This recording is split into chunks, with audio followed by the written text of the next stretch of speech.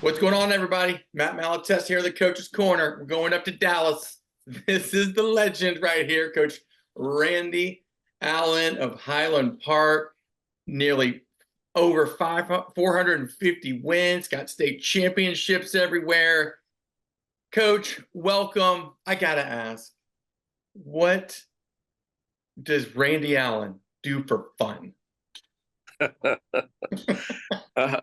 Well, like I mentioned to you before we went on, I go to the beach, sit out in the sun and walk down the beach and have fun with my wife. And then we're going to Colorado to fly fish for trout, and we'll spend about a week there.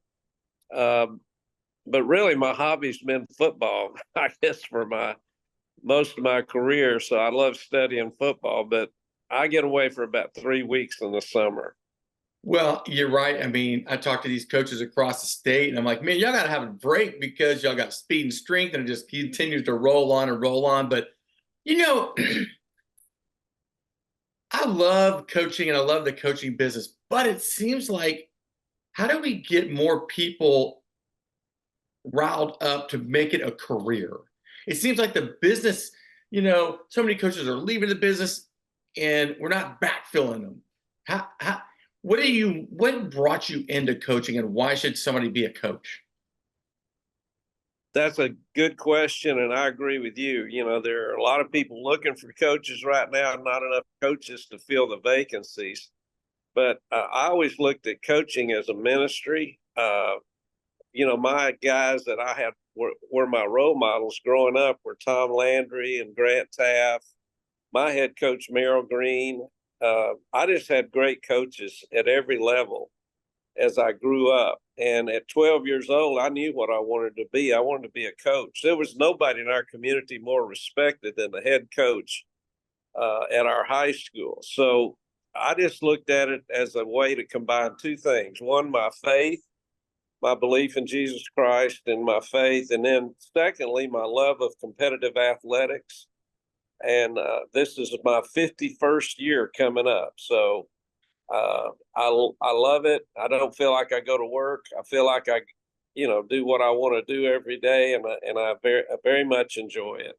What's cool is it keeps you young, like these kids just keep you young. What do you hope? And the beauty is you've had that message of ministry. You've affected so many kids. What do you hope to, when kids leave your program, what do you hope they've learned?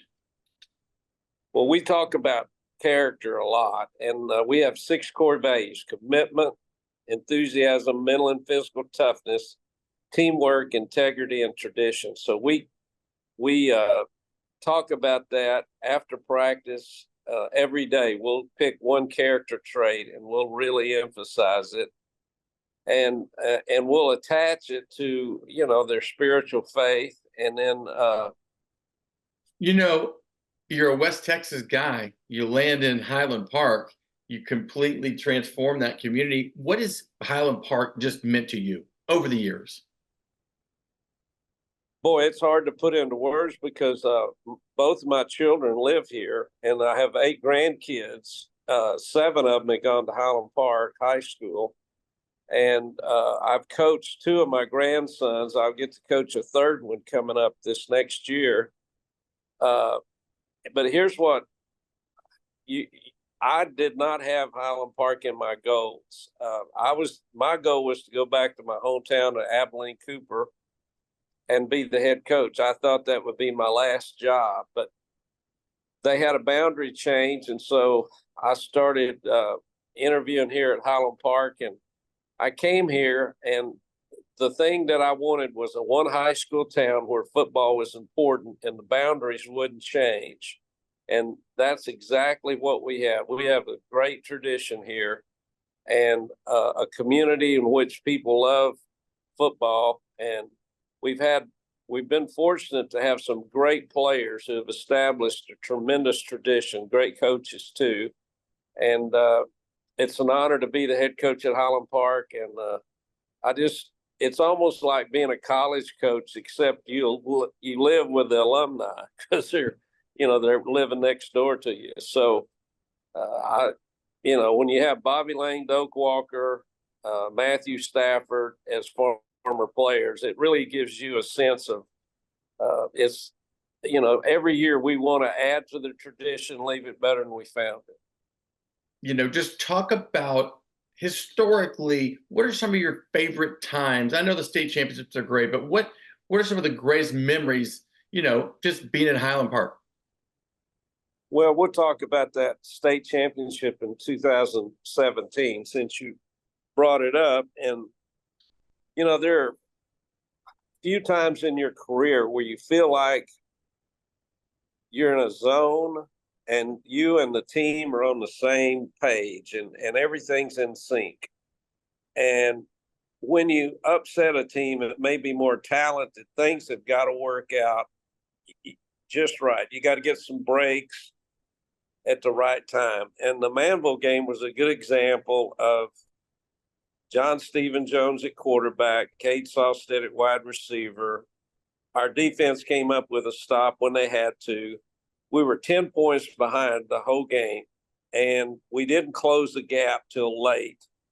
And we got within 3 points and then had to get an onside kick. Got that, went down and scored, thought we had it, and then they go back down and we make a tackle on the 1 yard line, the last play of the game to hold them out of the end zone. So it was a game that demonstrated everything about the Scots that are important, and that is that Scots find a way, even though we weren't favored and even though it looked like we didn't have a chance, the players never gave up, and they kept making plays to give us a chance to win the game. Just looking at Dallas, if you look at Highland Park, Southlake, DeSoto, Duncanville, Aledo, Argyle, Denton Ryan, what is the secret sauce of Dallas? Is it infrastructure? Is it coaching that makes that really, I would have to say that's the toughest, most competitive high school football area in the country? Well, I think it's players first. And it seems like good players follow good coaches. And then, it's community support and emphasis, and it's an administration that realizes the importance of high school athletics and allows the head coach to have all the resources necessary to be successful. But Friday nights are really big in Texas. And as you mentioned, those programs that traditionally win, in those communities, football is something that's looked forward to all year long. People talk about it. It's emphasized, and there's great coaches that have great players, and it's a dogfight. I mean, it's tough when you get in the playoffs because there are great teams with great coaches, and it's an exciting thing to be a part of. But it's hard. It's tough. We've got a pretty tough playoff schedule in front of us, in 5A, and we had a really tough one in 6A this past year, especially. Yeah, it's brutal. It is a murderer's row up there in North Texas. Just talk about this upcoming season. I know expectations are always high. You've got a lot of kids graduating. You're going to have a lot of kids that are come up and got to, take the baton. And the beauty of your program is the expectations are already there. And these young kids have been waiting for this their entire life to be the guy at Highland Park. Just talk about, what do you think the strength of your team is going to be this year? Well, the strength of the team is always our senior class. And we average graduating 55 seniors every year. And what's made us consistent is that our junior class is willing to wait and to their senior year to really play and start. And that gives us guys that, they've got 1 year to make their impression, 1 year to make our tradition better, and they play extremely hard. And they've been on a good junior varsity program. They've been in our system since the 7th grade. And so, yes, the expectations are high, but we do We try to create a situation where every year they're getting the same coaching, they're hearing the same terminology, so that when they get to be seniors, they can execute the offense and defense without thinking about it. And, every year we think we have a chance. And I think that's built into our tradition. That leads me to my final question. And man, you nailed it. It's so hard for kids and families to be patient to wait to that senior year. I mean, there's so much movement, high school football and college football. It's just instant gratification. What do you still love about high school football? What are the new challenges, and what do you not love about where the game has gone? Well, I do love seeing our players every day at 2:30, or seeing them in the summer every day at 2 o'clock to watch them work out. Our guys are very authority oriented. It's yes or no, sir. They listen well. Whatever you tell them the first time better be the right thing, because that's what they're going to remember. I've been in our community long enough to have coached guys that are married and have kids that are going through our program right now. So it's great to see, the whole circle of a guy playing for you, then developing a great character and a great business, getting married, having kids, and wanting them to have the same experience he had at Highland Park. That's what I love about the game, is that I love seeing what football has done for our guys and how important it is. What's hard is, just like at the quarterback position, there can be only one quarterback. Once you name that quarterback, then the other guys, they have a decision to make. They have a decision to be a team member, possibly move to another position. But too many times, kids get impatient and want to move to another school where they might have a chance to be the starter. And that's what I don't like. I don't like it about college football either. But everything in college trickles down. It's more about me. Players are thinking more about what's best for me and what I get out of it, or how many, what stats do I have to get to be a scholarship player, and where can I start the soonest. And I like it. For example, Braden Shager's starting quarterback at Hawaii. This will be his 4th year to start. And he didn't get to play until his senior year because Chandler Morris was ahead of him.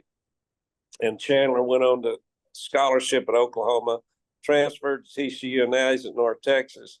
But Braden was patient, and he waited till his senior year, had a great senior year. And at Hawaii, he's been very patient. He's had a chance to get in the portal, but he stayed there, and he's going to have had a great career and be one of their passing leaders of all time next year. It is crazy how that has happened. But you're right. Kyle Trask at Manville, he played behind Derek King. He goes to Florida, he gets drafted. I mean, just like, there are special cases of that. But what I love is super programs that it's hard to win, but it's harder to build to sustain to win long term. And that's what you've done. That's what you've done. Well, thank you, Matt. Well, hey, Coach, we'll see you up in Dallas. We're doing a lot more content up in Dallas. We'll get up there and see the Scots as y'all battle through another tough moving to 5A, but still, that doesn't matter. 5A is super tough up there also, the deal. But good luck this season. Hey, this is Matt with VYPE. We'll see y'all at the games.